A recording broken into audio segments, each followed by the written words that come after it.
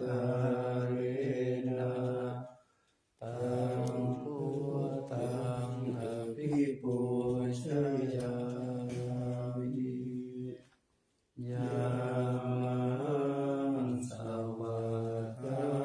ตังสัพพวะตาธัมมังสรณังคัจโตอิมินาสการเรนะมังอภิปูชยามิมังสุปฏิปันนังสังฆังสรณังคัจโตอิมินาสการเรนะตังสังฆังอภิปูชยา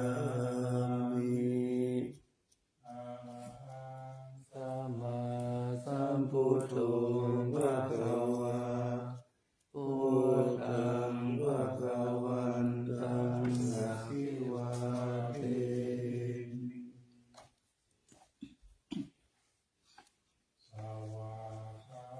โตภะคะวะตาธัมโมธัมมังนัมมัสสามิ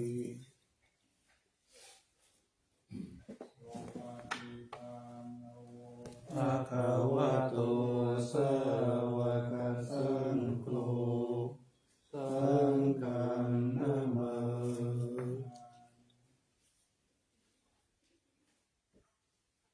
อะนะมะยังพุทธัสสะภะคะวะโตพุทธะกะนะมะกะลังอะโตมาสิ นะโมตัสสะภะคะวะโตอะระหะโตสัมมาสัมพุทธัสสะนะโมตัสสะภะคะวะโตอะระหะโตสัมมาสัมพุทธัสสะนะโมตัสสะภะคะวะโตอะระหะโตสัมมาสัมพุทธัสสะอะนะมะยังพุทธะภิกขุติกะโลมาสิ โยโสตถาคตโตอะระหังสัมมาสัมพุทโธวิชาจารณะสัมปันโนสุขโตโลกวิทูอนุตตโรปุริสธรรมสารติสัตตเทวมนุษย์สานังพุทโธภะคะวาโยอิมังโลกังสเทวกังสัมมาระกังสัพพมะกังสัสสะมานะพระมณิปัจจังสัทเทวมนุสสังสยังอภิญญาเตกตวะปะเวเทสิโยธัมมังเตเสสิอาทิกัลยานังมัจเจกัลยานังปริโยสนะกัลยานังสัทธังสัพพยัญชนะเกวะละปาริปุณังปาริสุทธังพระมจาริยังปะกาเสสิธัมมังภะคะวันตังอะภิปูชยามิธัมมังภะคะวันตังสิอาสานัง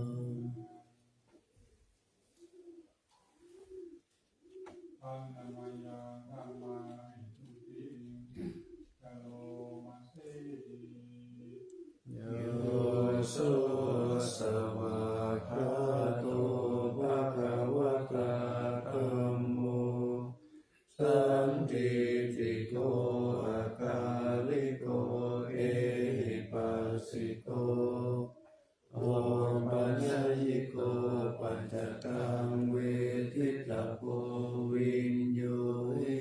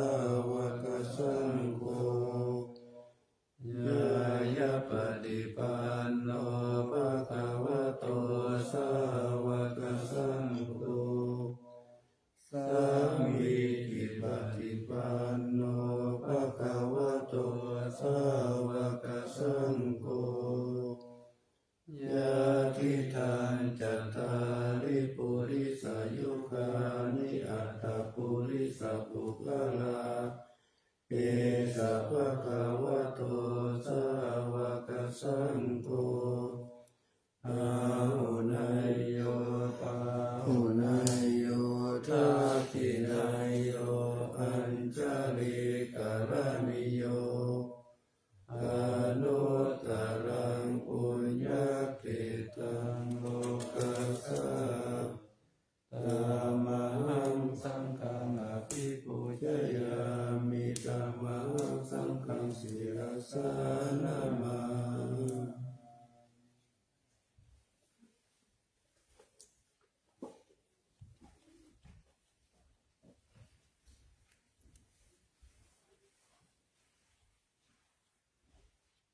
ธรรมมายา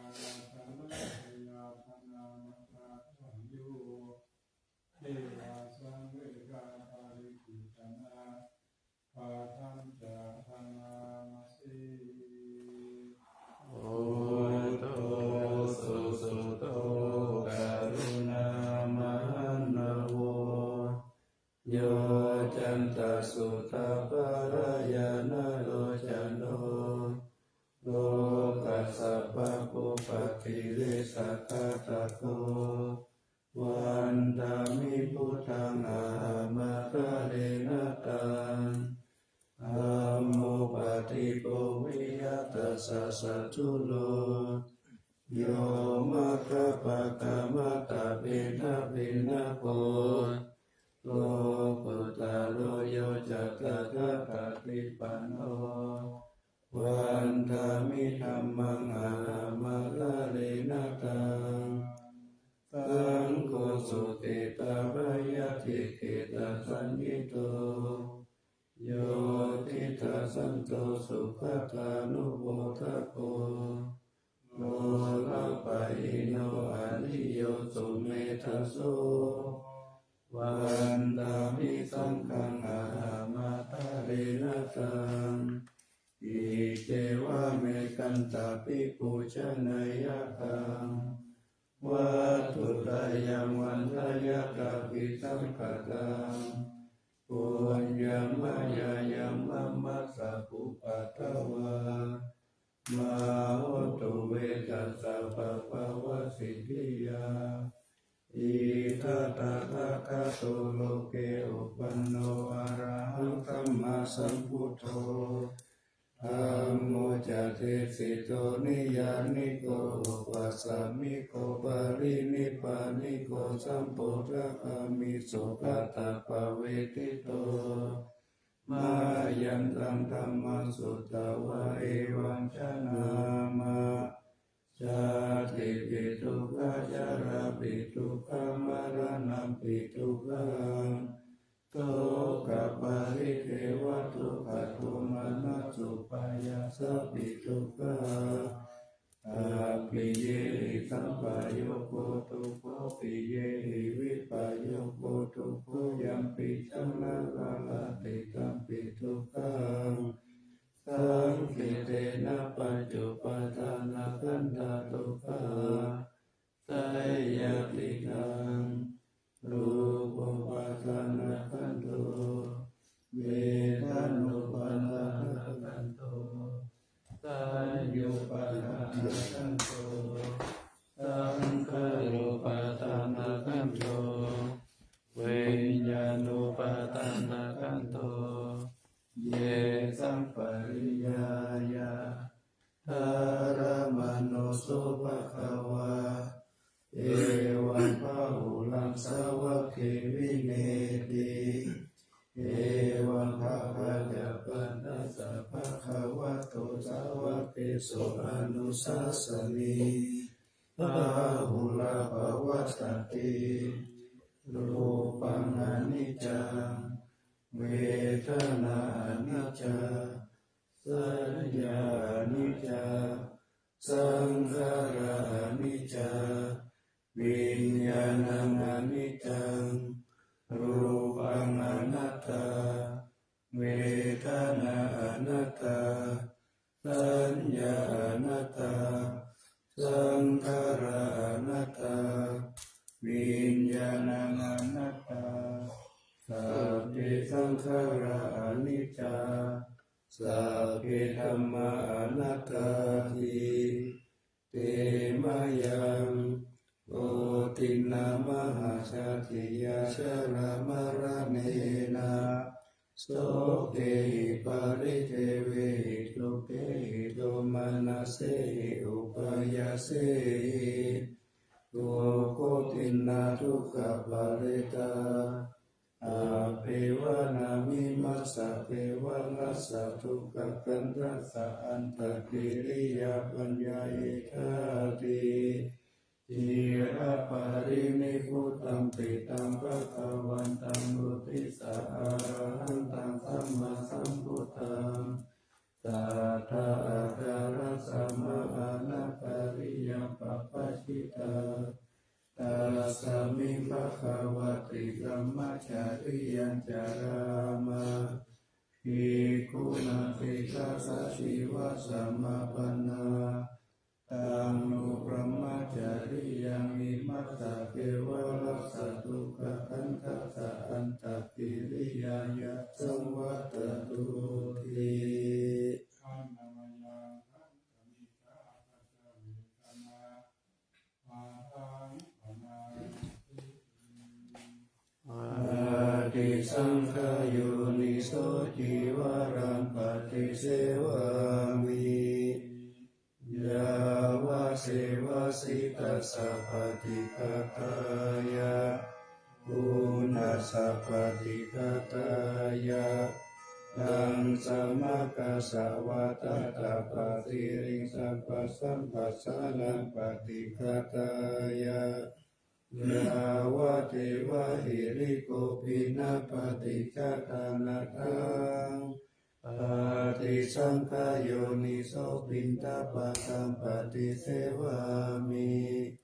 เนวะทวายานามัตายานามันดานายานาวิอุสนายายาวะเทวะอิมัสสะกายสัตติกิยายาปานายาวิหิโตปารติยาพระมจาริยานุกหายาเอ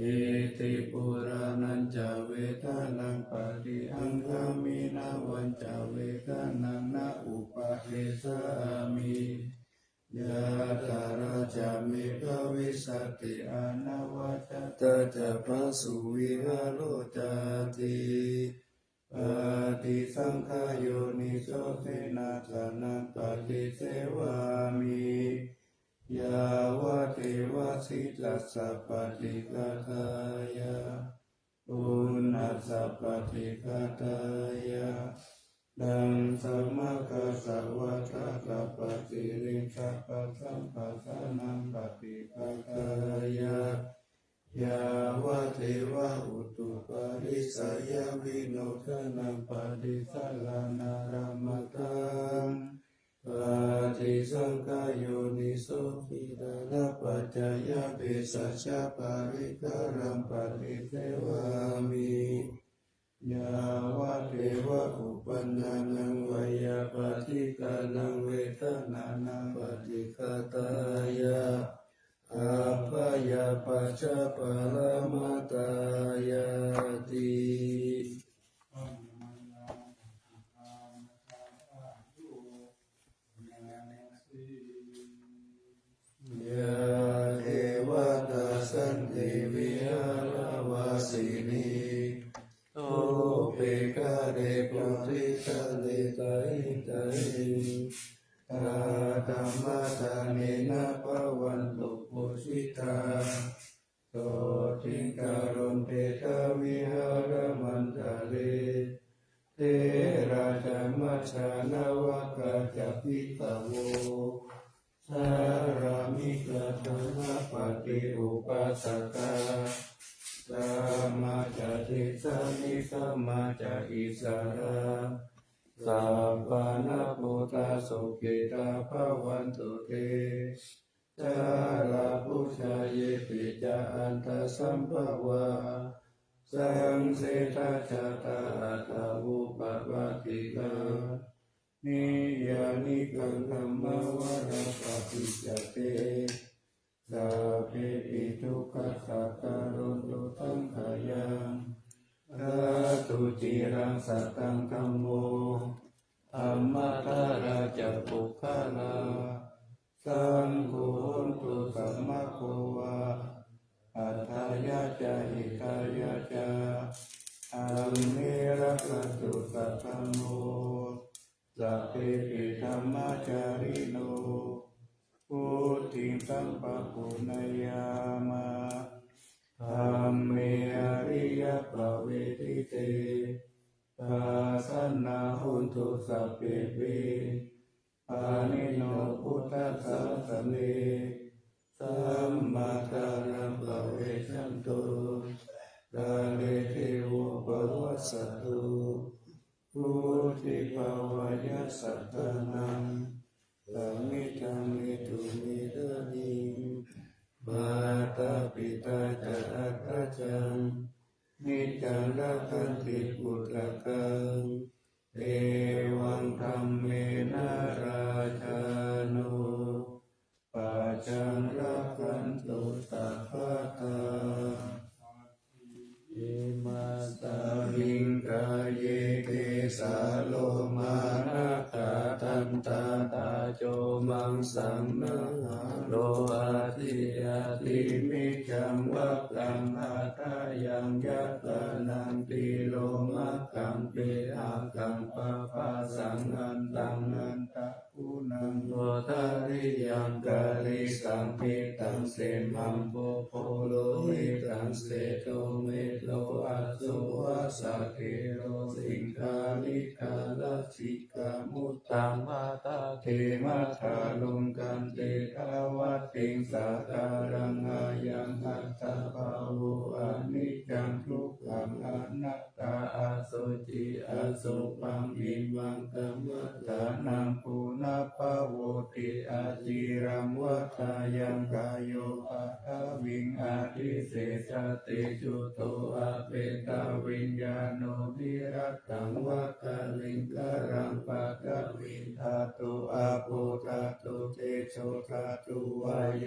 ธาตุรูปะขันโตเวทนาขันโตสัญญาขันโตสังขารขันโตวิญญาณขันโตปัจจขันธาอัจฉราภาหิตาสังขาราอนิจจทุกขาอนัตตาวิปาริณามธัมมาอนิจจวัฏสังขาราอุปาทวายธัมมิโนอุปาสิตวานิโรชันติเตสังอุปาสโมโสโกนามารูปังอนิจจังกายเถนะนิจจังวัฏานิพพานังนามารูปังทุกขังกายเถนะสุขังวัฏานิพพานังนามารูปังอนัตตาอาสารคเถนะสารังวัฏานิพพานังนามารูปังอนิจจังนามารูปังทุกขังนามารูปังอนัตตานิจังวัฏานิพพานังทุกขังวัฏานิพพานังสารังวัฏานิพพานังนิพพานังปรมังสุขัง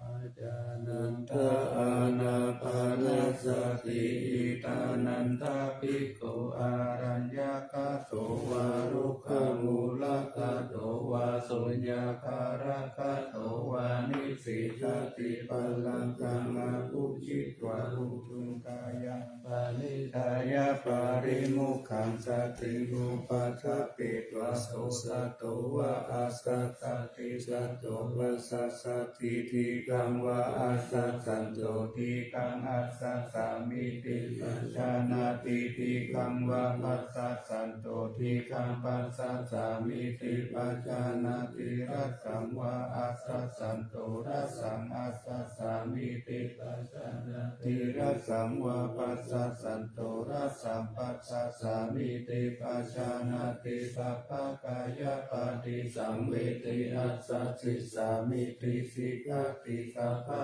กายปฏิสังเวทิอัสสสิสามิติสิกขติปัสสัมภายัญกายสังขารังอัสสสิสามิติสิกขติปัสสัมภายัญกายสังขารังปัสสสิสามิติสิกขติอิติปาทิสังเวทิอัสสสิสามิติสิกขติอิติปาทิสังเวทิปัสสสิสามิติสิกขติสุข ปฏิสังเวทิอาสาสิสามิติสิกขาติสุขาปฏิสังเวทิปัสสะสิสามิติสิกขาติจิตตสังขาราปฏิสังเวทิอาสาสิสามิติสิกขาติจิตตสังขาราปฏิสังเวทิอาสาสิสามิติสิกขาติปัสสัมปะยังจิตตสังขารังอาสาสิสามิติสิกขาติปัสสัมปะยังจิตตสังขารังปัสสะสิสามิติสิกขาติจิตต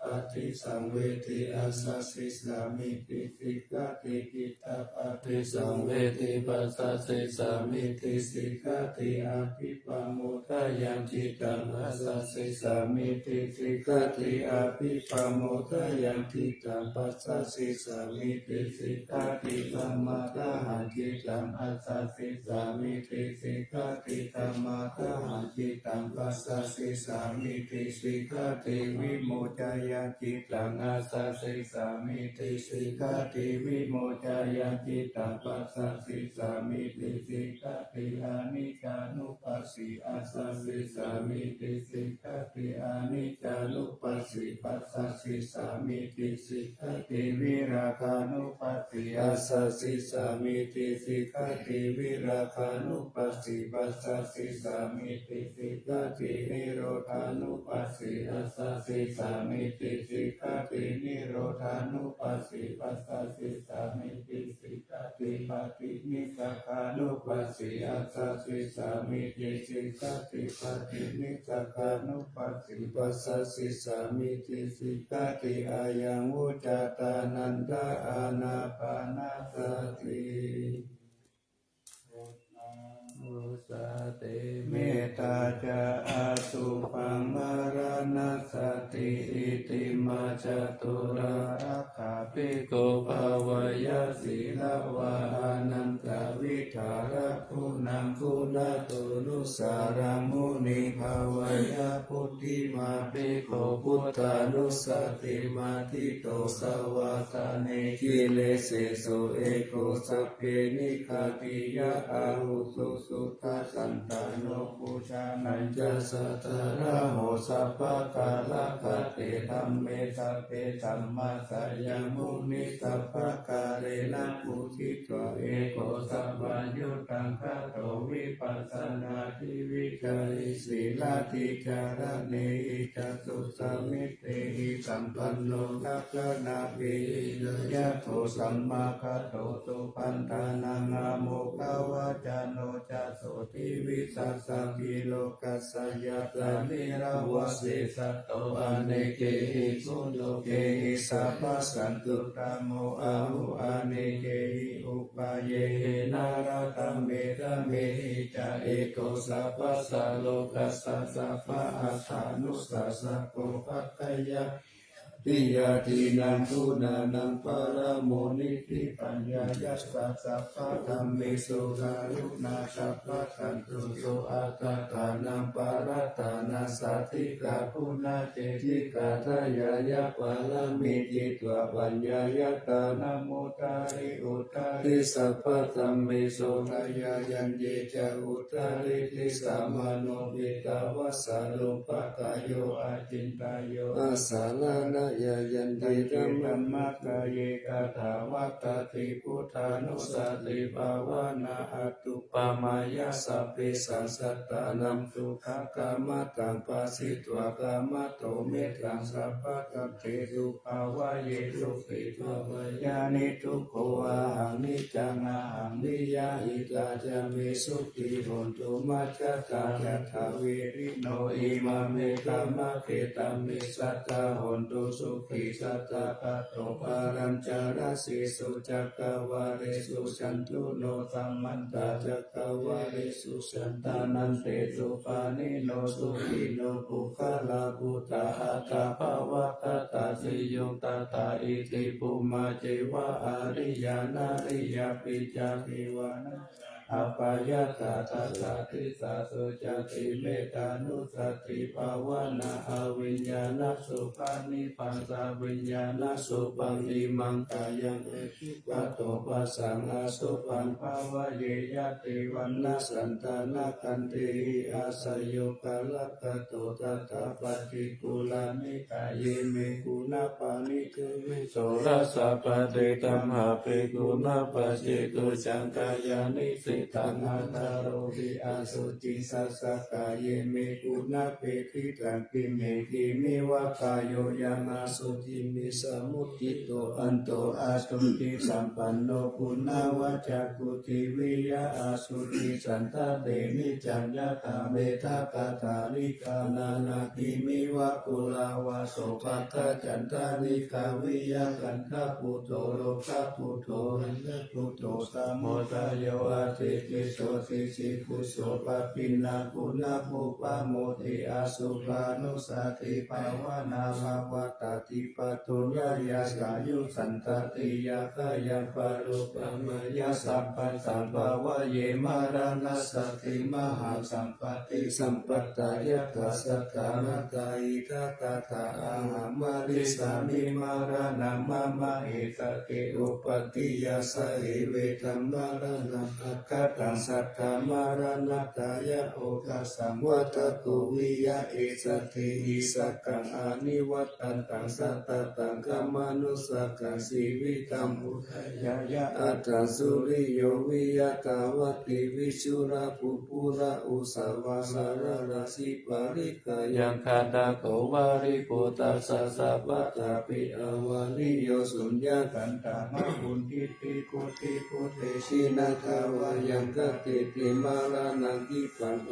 ตุมาติกติกตาปัญจายานันจวิกัญญาภาหิรัสันตุปัตตวามาราโมลานามิสามิมาลามาโนอนุปานันติมาลานานุสติภาวนาภาเวตาจตุลาลกะอาวาสยังอานันตารามหาสังเวกวัตตุนิอัตตาอติตาวิริโยจติจาลาภายาติจุติอาภายาอติตาอาปัตตะกวัตตาตุกังอิกานิอาหาราภเวสิทุกังสังเวกวัตตุนิอิมานิอัตตปะติจัสสยามิกิเอวะอิมังวิทิโยอาเสวะเตสัตตมัตตาอิลาภิราติปะปุติสุติวิปุระหัตถปาริปันโตเสตังสุขังมุนิปัสสันตามัตตังสุขีนาตินามามิพุทธังคุณาสัทธาลันตังสัตตาสัตตาหันตุสุขีอาเวรากายโยชิกันโยสักกะโลทุกันโตทัสสันติสัพเพมารานังอาหันจานามามิธัมมังมุนิราสเทสิตัสสัตตาสัตตาหันตุสุขีอาเวรากายโยชิกันโยสักกะโลทุกันโตทัสสันติสัพเพมารานังอาหันจานามามิสังฆามุนิราสสาวกังสัตตาสัตตาหันตุสุขีอาเวรากายโยชิกันโยสักกะโลทุกันโตสัพเพมารานังอาหันจาอิติมาจตุลาลาฐานิติตา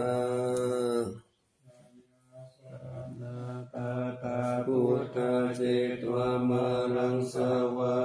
นังจตุสัจจังมาตาทัสสังเยปิวิงสุนาลาสะปะตันนังคาลาทายโยพุทธาอัตถวิสตินายกะสัพเพปฏิทิตามยังมัตตะเกเตมุนิตาราสิเสปฏิจิโตมยังพุทโตธัมโมทาวิโรจานุสังโฆปฏิจิโตมยังบุเรสัพพะคุณาตาโลวัตเยเมอนุโรโตสาริปุตโตจัตถปิเนโกทัญโยปิติภาคัสสมิโมคัลลานุจาวามะเขทัพปิเนสาวะเนมยังอาสุมานันทาราหุลาคัสสะโพจามหานามุโอวาสุวามะโสจักเกสิสันติปิติภาคัสสมิสุริโยวะปะวังกาโลนิสินโนเสลิสัมปันโนโสภิโตมุนิปุงกะโวกุมาลกัสสะโพ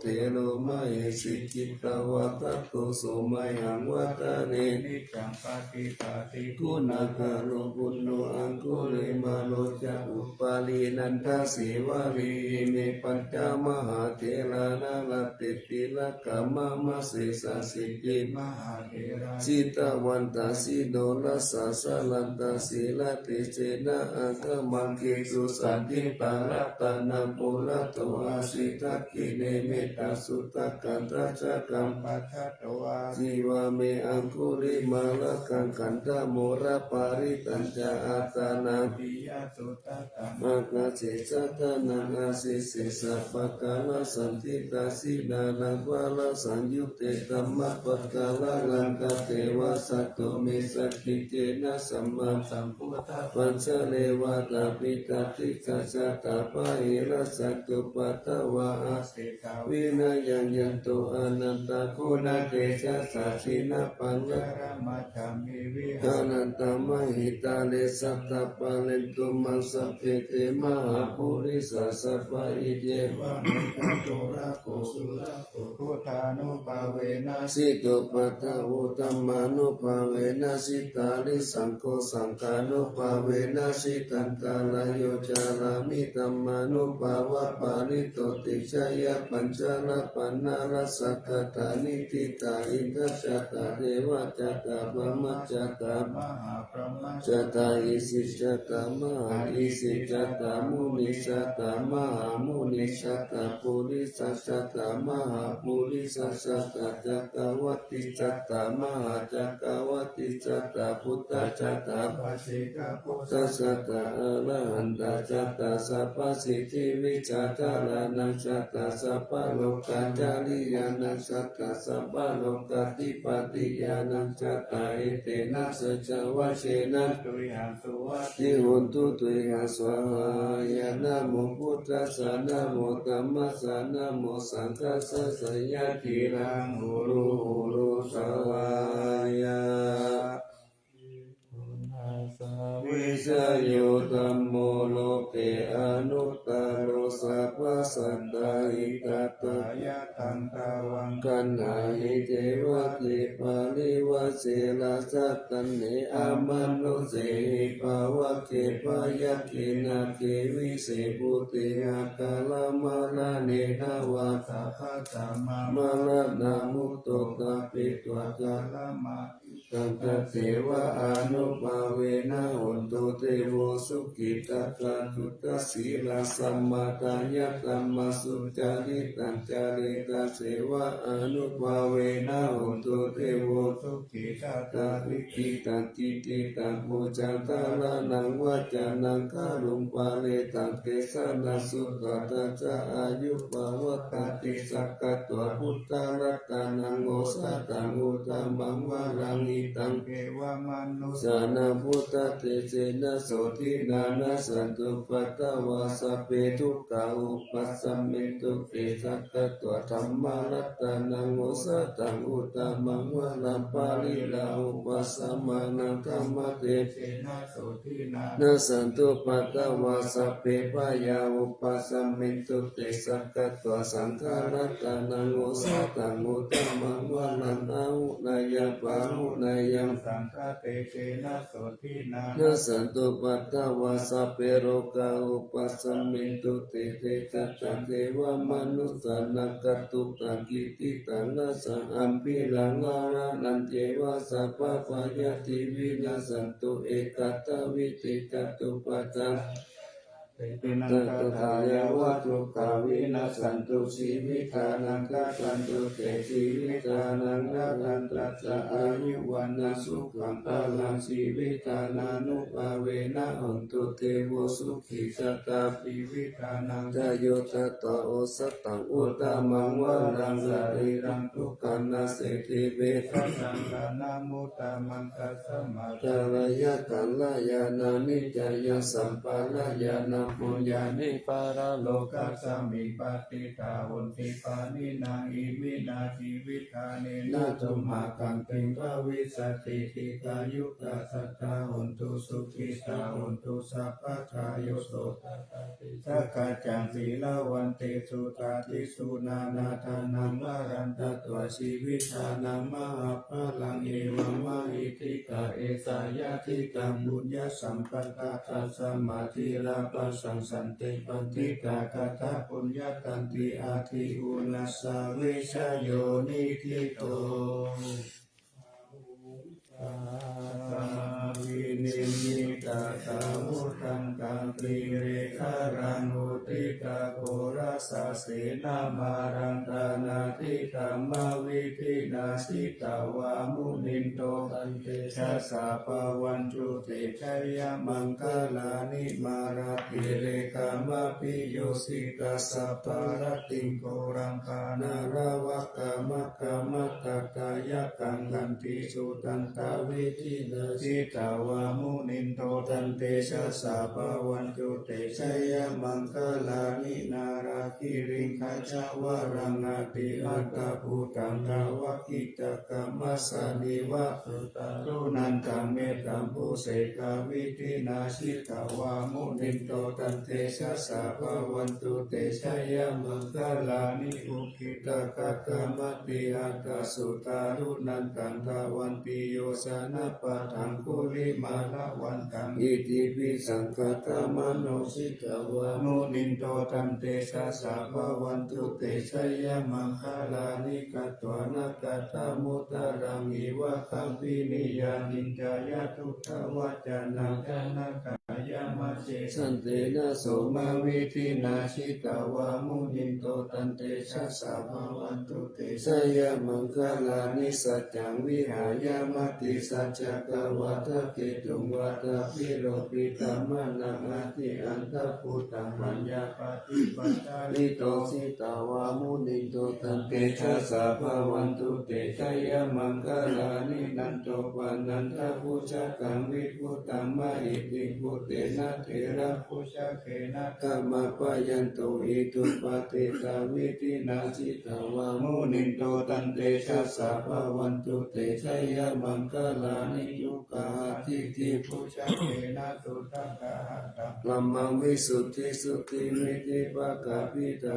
นังญาณกะเตนะวิธินาสิตาวามุนิโตตันเตชะสาภวันตุเตชัยมังคลานิเอกาปิพุทธชัยมังคลาอัตถกตายโยวัจโนทินาทิเนสารเตมัตันตินิตัวนาเนกาวิวิตานิจุปตาวานิโมกังสุขังอาทิกามายานาโรสัพพัญโยมหากาลุนิโกนาโตอิกายสัพพปานินังภูเรตวะปาลามิสัพพปะโตสัมโพธิมุตตะมังเอเตนะสัจจวัจเจนะโหนตุเตชัยมังคลังชยันโตโพธิยาโมเลสักกายานังมันเทวตาโนเอวังตาวังวิชัยโยโหวิชัยตุชัยมังคเลอปาลาสิตาปาลังเกสิสิปัตตวิโภคเลอาภิเสกสัพพพุทธานังกัปปะโตปะโมทัตติสุนัขตังสุมังคลังสุภะปะตังสุ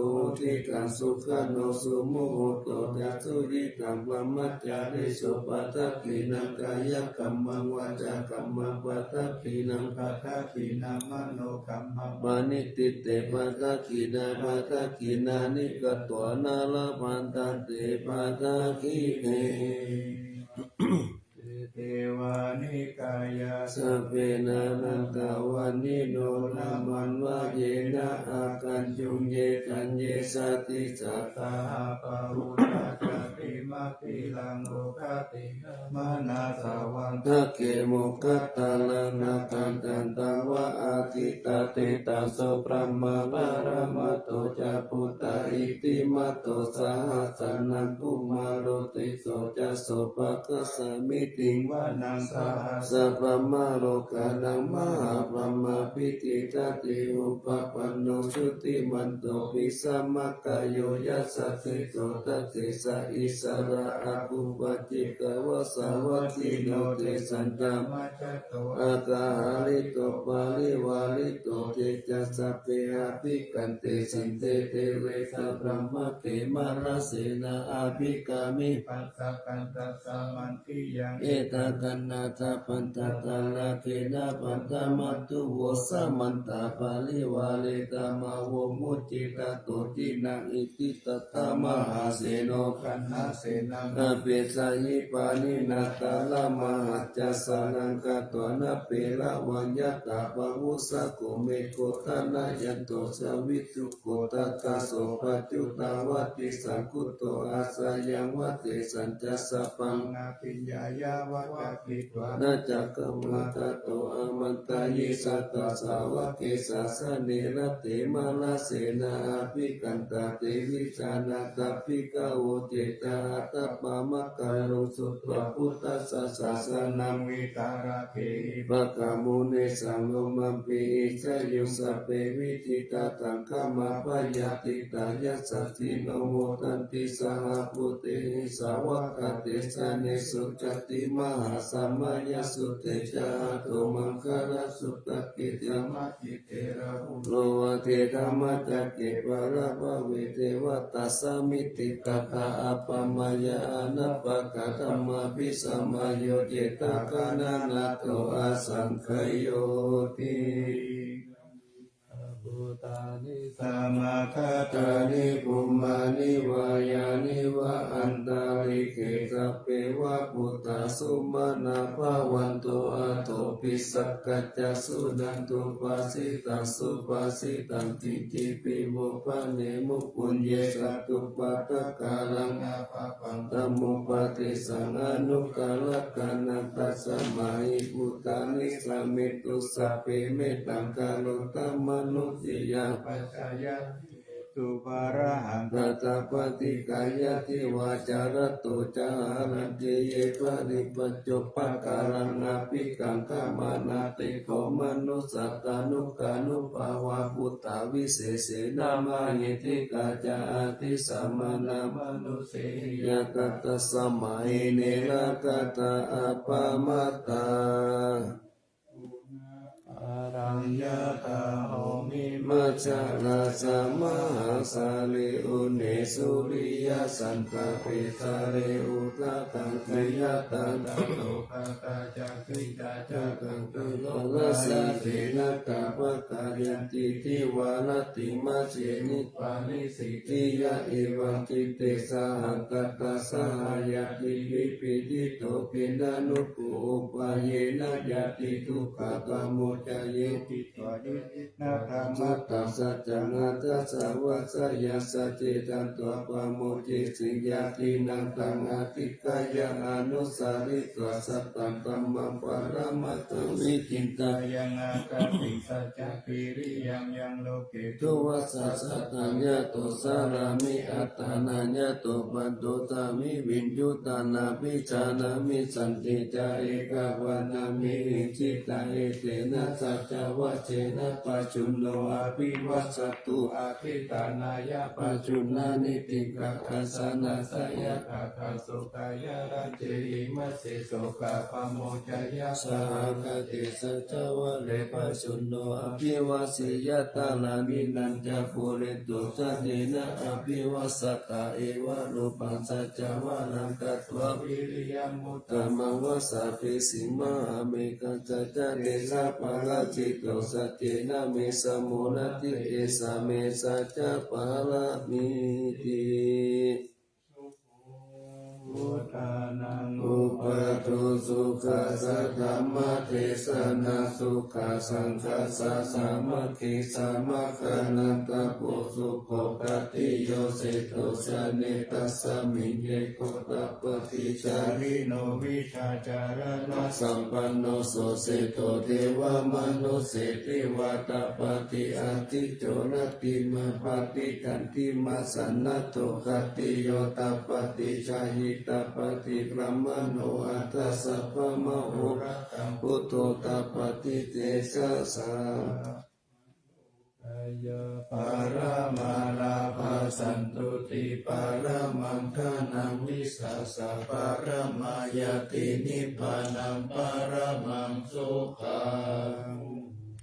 โอสัพพิสัมภะโตธัมมานังวิจโยตัสสะวิริยังปิติปัสสันติปุตตังคายัตถะปะเรสัมมาทุเปกะปุสังคาสัตติติสัพพะทัตตินามุนีนาสัมมาตัคคะตาภวิตาภาอุริกตาสัมภะตันเตอภิญญายานิพพานายะจะปุติยาเอเตนะสัจวะเสนะสุติเตโหตุสัพพะตาเอกสสมิจามะเยนะโทโมคาลานันจักสัสสะปังคิลาเนทุกิเตติสวะโพชังเกสัตตะเตตายิเตจัตตังอภินันติตัวโรกามุจิสุตังคะเนเอเตนะสัจวะเสนะสุติเตโหตุสัพพะตาเอกตาธัมมราชปิเกลันเยนะปิปินิโตจุนทัตเตเรนะตัญเยวะปะนะปิตัวนะสัตตานะสัมมุติตัวจะอาวัต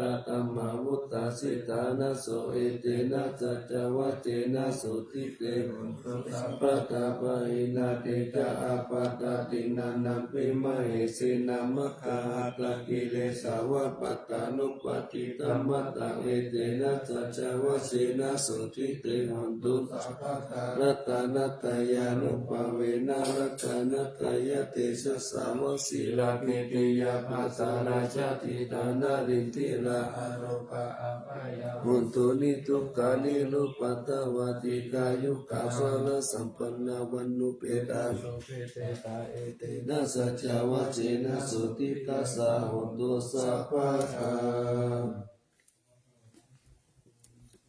อโรคาวินิมุตโตสัพพะสันตาภวสิโตสัพพะเวรมติกันโตยะถาธิปูจานิพุตโต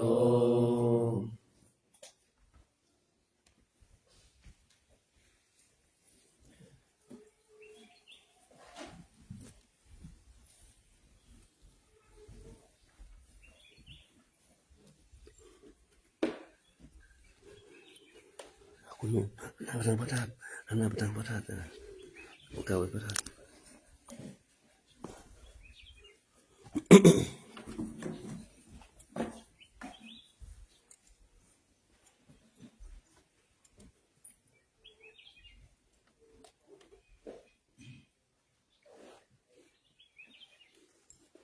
นะโมตัสสะ ภะคะวะโตอะระหะโตสัมมาสัมพุทธัสสะนะโมตัสสะภะคะวะโตอะระหะโตสัมมาสัมพุทธัสสะนะโมตัสสะภะคะวะโตอะระหะโตสัมมาสัมพุทธัสสะสุวรรณปิยา เอสาวรานาคารุงคังวารัญญาคาตุสุเทวานามะคังนาราธิเววิสัพพะปุชิตังอาหังวันทามิสัพพะทาปัญญาวาอาสามิเนวะจันติมาวิวัฏารยังวิตากัตตเยสาสนานิยานิเกติโมกขาปัฏฐามวารังอัปปายานิวารนังอะระหังสังฆโสปานังปัฏฐามังอุปัชฌังกาเปตวาปัฏฐาจิวรังยังยังจาตาสังฆมัชเชพุชฌาสวา